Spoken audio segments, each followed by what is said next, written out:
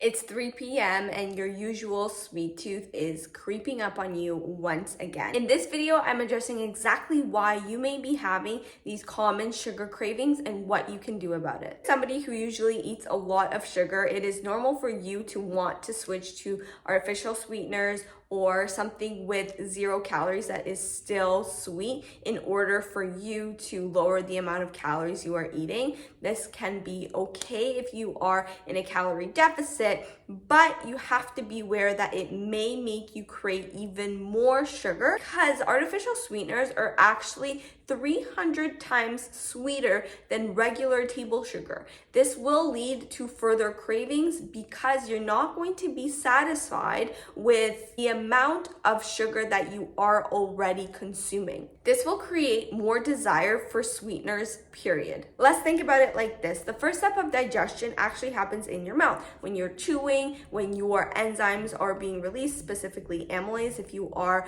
having some sort of carbohydrate. Also, dopamine is released from your brain when you eat something sweet. So if you have an apple, something that is naturally sweet, a certain amount of dopamine will be released. Brain will release this dopamine, which is our feel-good hormone. If you eat something that is artificially sweetened, the brain will release a larger amount of dopamine because it is more sweet than the naturally sweetened apple. And when there is a large amount of dopamine released from the brain, then your body understands that something important has happened, let's do it again. This creates a very strong desire for more sweetness.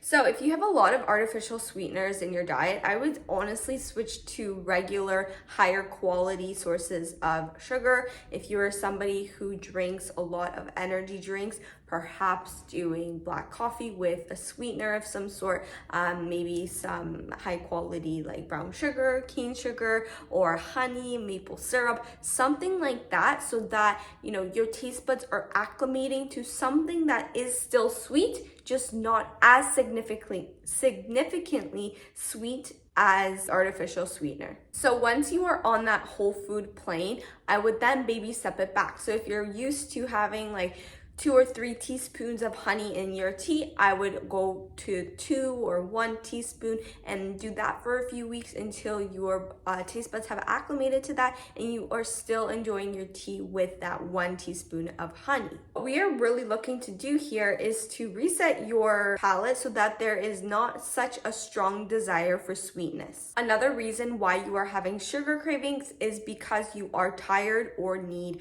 more rest, more sleep. The body is so smart and it knows that the fastest way to gain some energy is to ingest sugar or some quick carbs. What I would suggest for people who are tired is to do a protocol called NSDR, non-sleep deep rest. It is a protocol, a napping protocol that I actually recommend a lot of my night shift workers do, anybody who really likes taking naps. It is a 10-minute protocol which puts your body into a parasympathetic state, and with that your body becomes much more well rested than it would if you were to actually take an hour and a half nap, because you won't actually feel groggy when you do wake up from your NSDR protocol. I would also recommend you take like 5 to 10 minute walks whenever you do feel very low energy. Oftentimes, body just needs some sunlight, a different environment to regain that energy back. Another reason why you may be having some sugar cravings is because you just don't have enough carbs in your diet. Our bodies run off of glucose. It is the quickest energy source for our bodies to utilize when we're doing any exercise, any cardio-based exercise, any activities. If you're going on a run, on a bike ride, whatever it is, your body needs carbs. And so if it's not getting the sweet potatoes, if it's not getting the beets, the good carbs, your body is going to crave those starchier carbs because it is missing something from its diet. So what I would recommend is reassess, maybe add, a sweet potato or 2 somewhere into your day and reassess how you feel. And just maybe that is going to kill your cravings. Another reason why you are craving sugar is that you have low protein in your diet. When you are eating carbohydrates